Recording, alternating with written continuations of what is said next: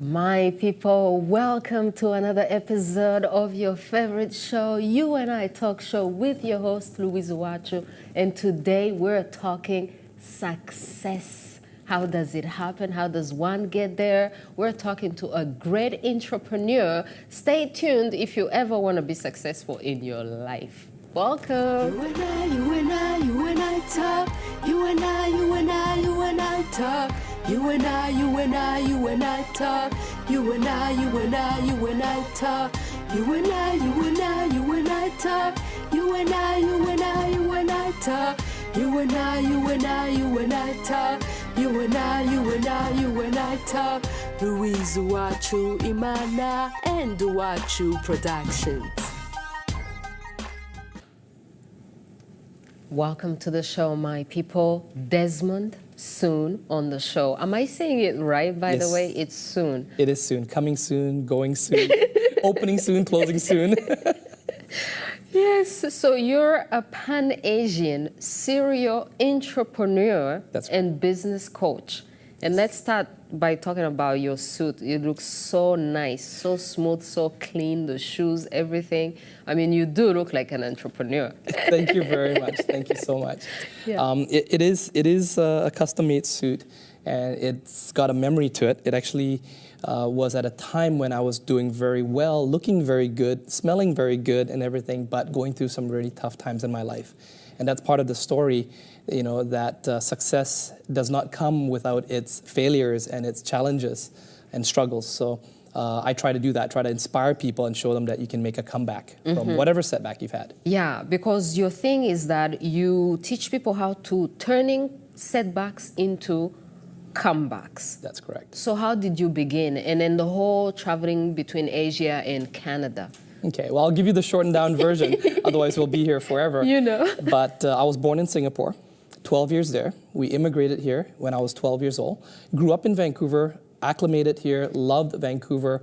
And then around the age of 23, I started getting this travel bug. I started getting really itchy to want to visit Asia again. I wanted to reestablish my roots with Asia.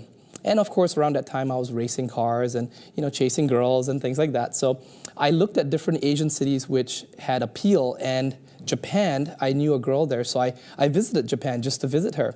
Little did I know that I would fall in love with the city, you know, this big apple of Asia, and go over there for business. And my initial goal was just to stay there for about 3-4 years, you know, just to kind of learn the culture, learn the language, do some business, and then bridge back over to Vancouver. But I never expected I would get stuck there for 12 years. Getting married, having kids, business, Yakuza, you know, the mafia, the Japanese mafia, big business, small business, bankruptcies, restaurants, daycares. And but I did find myself going through some very hard times in our life. My wife and myself, it put a lot of strain on our marriage. It put a lot of strain on our kids. We were owing money left, right, and center. We had pretty much 2 bankruptcies, not officially registered bankruptcies, but in terms of business on the books, it was bankruptcies. And so I decided to pull the ejection seat and come back to Vancouver in 2014, just to kind of clear my head for a bit. I came back for Chinese New Year. And when I did, you know, I started to really look at things differently. And so probably the first tip I can give to any of the viewers, if you guys are out there, if you're going through a really rough time in your life, sometimes trying to swim upstream, trying to fight it, is actually not the best thing. Stepping away from the situation, going on a vacation, it seems counterproductive at that moment, but it actually is very refreshing to look at things from a different perspective. Yeah. Right? Like, but a 12-year vacation, though. Yes. And I did come back to Vancouver, and I felt that, you know, the city has completely redeveloped after the Olympics. It's beautiful, and I decided I would like to reestablish a base of operations here as well. So I'm back here. So how is it working in Japan? I mean, the language, did you have to learn the language, or is English enough, and then transferring back to the Canadian system, and then the culture, and now you have to come back into the Canadian culture? How is that? The Japanese, because of their success, you know, over the last 2 or 3 decades, has made them very, and as a culture, they're fairly exclusive. I'm not saying that they're not open, but as a culture, they're very protective. And so you have to win their trust. You are always seen as a foreigner. And it was very hard. I had to learn the language. Even though you look a little bit... All the more if you look Asian. All the more. if you have the classic Caucasian look, you're like the golden child. You've got the blonde hair, blue eyes. You're welcome. Really? That's right. You're the guest. But if you look Asian, they expect you all the more to speak their language. And the Japanese have been fairly dominant historically, you know, towards the Chinese and towards the Koreans and other things like that, historically speaking. So, you know, they expect Asians to step up to their standards. Oh, so they kind of look down. I wouldn't say that, so I'm not to offend any of my Japanese friends. And they know I speak openly about that. But, I know that there's massive changes. Japan is changing rapidly and changing with the times right now and competing with China and Korea. So they've had to relearn themselves as well. The younger generation are more international, they're more open-minded, and they're struggling to keep up. Right? But they have things to be proud of. I mean, it's Japan, and they are so advanced, and they have so many great inventions. So it must be a great environment to learn from, and then come back here. Don't you feel like you're going down a little bit? I mean... Once again, I have to be very political about this one because I'm reestablishing my roots in Vancouver. I don't want to say anything bad about Vancouver, but I won't lie. Honestly speaking, I think I was even a little bit arrogant, just being very humble. When I was in Tokyo, I did look down on Vancouver. I used to think, especially when I was there, I thought I was, you know, yeah, I'm better than everyone. And all those guys are, you know, Vancouver thinks it's hot, but it's actually just a small city. But, you know, I mean, there is a lot of wealth here. There's a lot of very, very powerful international business people that are here, as well as locals. And I was fortunate enough to know several of the locals even before I left. I had some run-ins, you know, or good dealings with Mr. Jessel, Brian Jessel, you know, with Siegel family as well, before I left. And that gave me a taste of what, you know, real wealth is. So I looked up to them. I looked up to their, you know, their empires that they had built in Vancouver. But it also made me realize that when I went to Tokyo, Vancouver is not the only market. And, you know, if you really want to be successful, there are many different levels of success. International success, wow, now you're playing with the big boys. Yes. Right? The big girls and the big boys. Yeah. All right, so we'll come back and keep talking some more about this. It's fascinating. Success, everybody wants it. Thank you. Talk show with Louise Uwacu. We love you, the authors, the musicians, the comedians, the entrepreneurs, and all other talented and inspiring people. Please contact info@uwacu.com to be a guest on the show. Welcome back to the show, my people. Desmond soon talking about success. So, Vancouver. Yes. So now what are you doing in Vancouver, and are you going to stay in Vancouver, and why are you so interested in making other people successful? Wow, so which one would you like me to answer first? Let me start with the Vancouver market. Vancouver is my home. I'm Canadian. My 2 children are Canadian. My wife is not with us, so I am raising the children as a single parent. And I am a full-time stay-at-home dad, a full-time entrepreneur, hence the term, I'm not sure if I'm the original one who coined the term fatherpreneur. Fatherpreneur, I like the term. Yeah, there is actually another gentleman, if you Google him, he's actually one of my colleagues, one of my peers, and he, I believe, was one of the original fatherpreneurs. And there are other daddypreneurs, fatherpreneurs, daddy bloggers, and other people like that out here. One person in particular, Ricky Shetty, who is a local in Vancouver, and I've reached out to him and we've connected, is also a great father. So if anyone's interested in that area, you know, if there's any dads, stay-at-home dads, I would recommend connecting with us or connecting with him to find out more information. But, you know, I mean, the question is Vancouver my home? Yes. I'm here, but I also see myself as an international jet-setting businessman. Now, does that sound like a contradiction? Perhaps. And I've asked this several times on my YouTube channel or my videos and when I put it out on my social media, what is the definition of a fatherpreneur? Does that make me better than, say, a brick and mortar business owner, a doctor, a dentist, a lawyer who has their own practice, who goes to work, you know, or a mom, it doesn't even have to be a dad, it could be any parent, who's working hard for their children. So you're being an entrepreneur, you're trying to find some sort of business to facilitate being a good parent to your children. So that's a very tough question to answer. And I think the best way is for me just to live my life. I'm actually pioneering this whole industry. And there's going to be many different variations. It's very diverse. There is no right or wrong. So I think we're one of the early adopters. We're creating this new niche, this new term of fatherpreneur. You know, instead of, and we're not putting down anyone who still works, you know, and has a job and leaves their kids. But I think my definition of fatherpreneur is someone who alters, finds opportunities, finds work, finds income to live and to facilitate my life around my children. You want to be able to mix your home life with your business. That's correct. So what are you doing? What are you working in? How are you making money that can afford you? Because it's kind of expensive, right? Are you sure you want to hear the answer? Yes. Okay, because a lot of people, there's a lot of misnomer out in the marketplace right now. I'm an online marketer. I'm a full-time online marketer. But a couple of months ago, I was actually I was hired, with Sony of Canada. But as you know, Sony of Canada closed up a lot of their stores, their retail stores. So I was laid off. And I had already been building a bit of a presence online, checking things out, because there is a lot of skepticism. I don't blame the people who are put off by all this spammy marketing that's going on right now, on Instagram, on social media, on Facebook. Almost every single place you go, you click on something, someone has an offer. Let me show you how to make $4,000 or $5,000 a month working from home in your underwear on the beach drinking pina coladas. Yes. Right? They paint such a beautiful picture. But the reality is, just like Gary Vaynerchuk says, it is hard work. You got to hustle. It's just like Grant Cardone says, you have to hustle. There's a lot of work. And not everyone who wants to be an entrepreneur or stay-at-home parent or a small business owner has the discipline, the wherewithal, the know-how, to stay focused, to maintain cash flow. You do everything yourself. And if you don't wake up, if you don't have that discipline, so people pay you to do what? Okay, so at the moment I blog. I have a blog called Desmond-soon.com, right? It's a fairly general blog. It's about me, it's about my life, and I do give tips to aspiring entrepreneurs.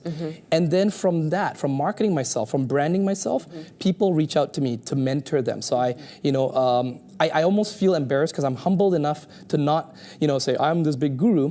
I'm very honored when people reach out to me. There's a term we use called learn, do, and teach.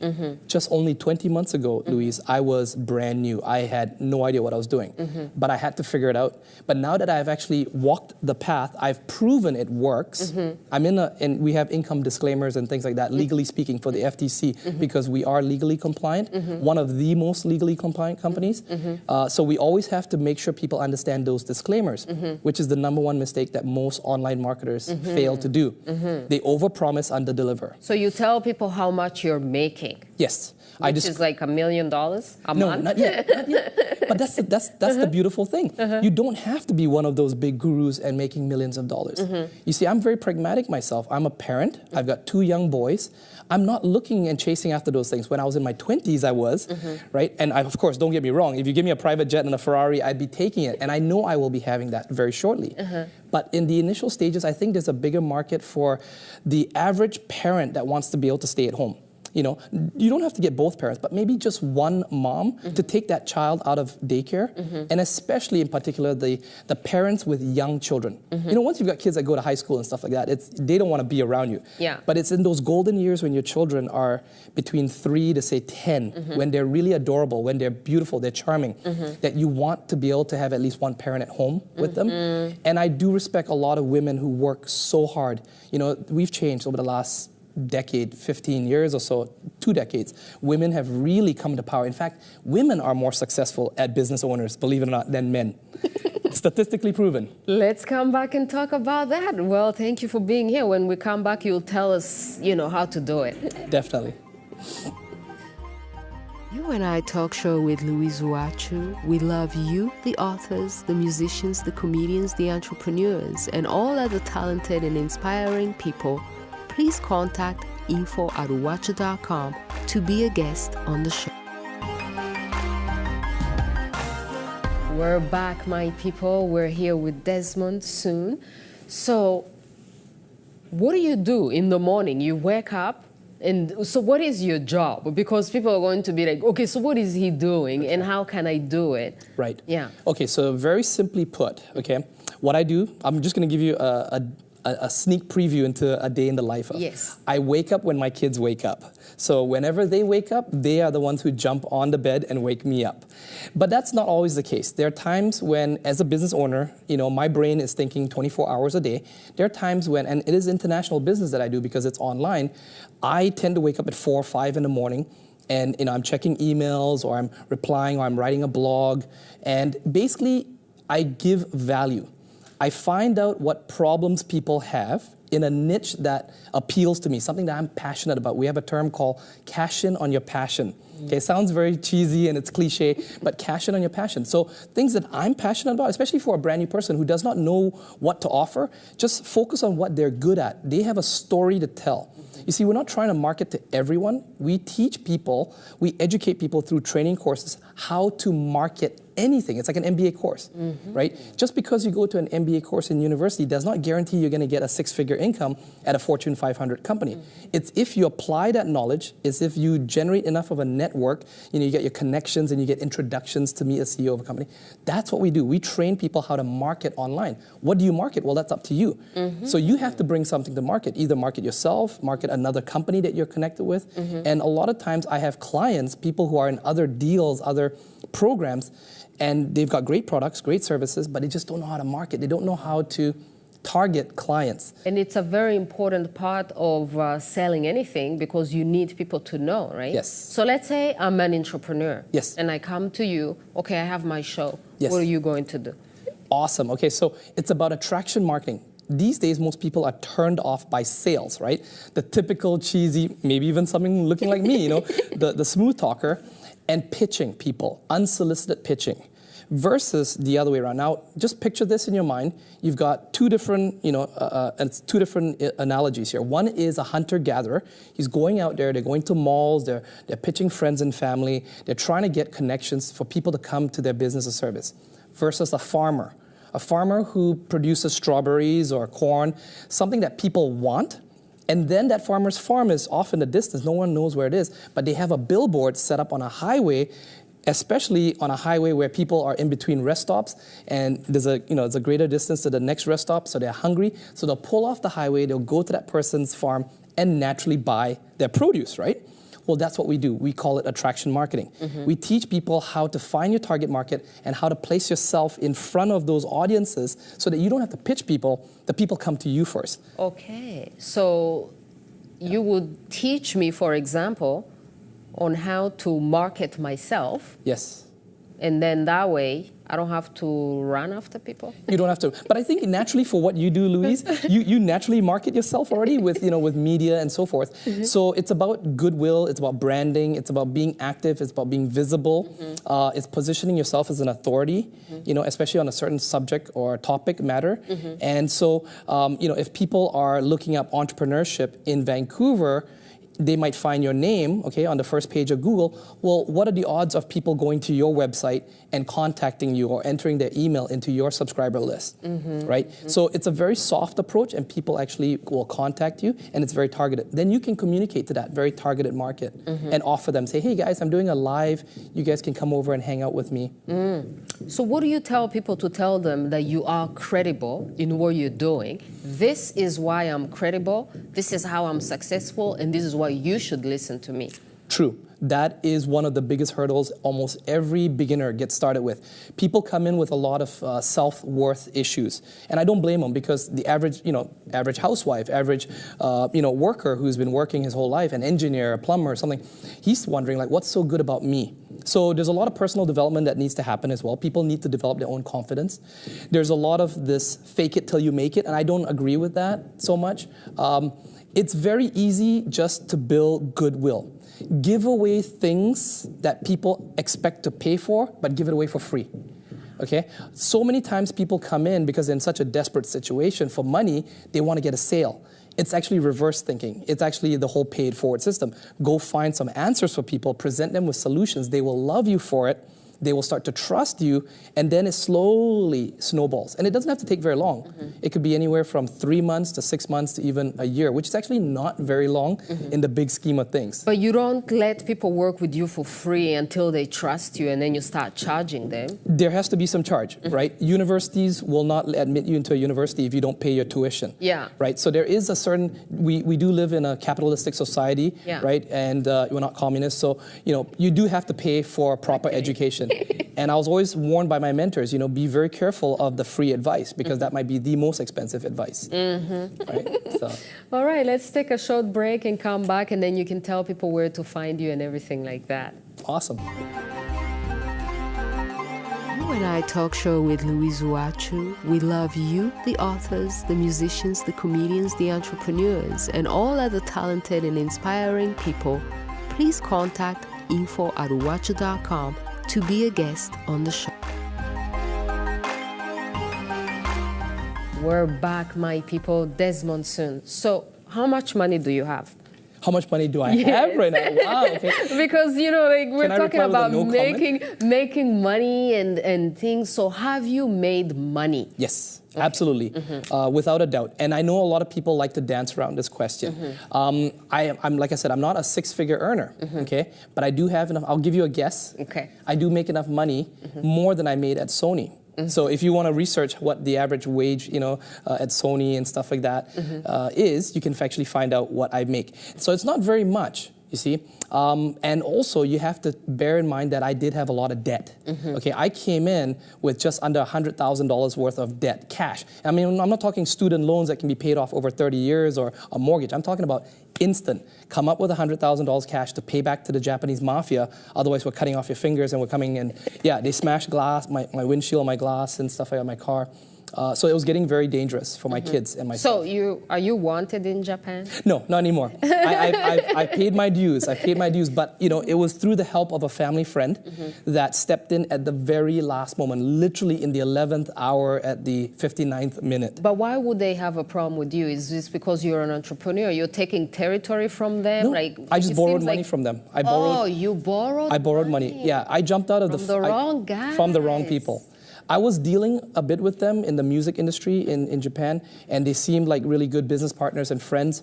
And when I went through a tough streak, and we were living a very nice high life, our pride got in the way. We did not want to reduce our lifestyle, get rid of the our full-time nanny and babysitter and and concierge and things like that, and move out to a different condominium or even to an apartment. We wanted to maintain our high-style lifestyle. Because of that, we had a bad investment. And jumping out of the frying pan into the fire, rather than getting that settled, I went and borrowed money from the wrong people. That put me in a very tough predicament. Wow, this is, it's a great lesson for entrepreneurs. Yes. Don't borrow money from the wrong people. That's right. But it's so hard to start as an entrepreneur. So where do you get the money to start over again, to do your comeback? Okay, so this is it.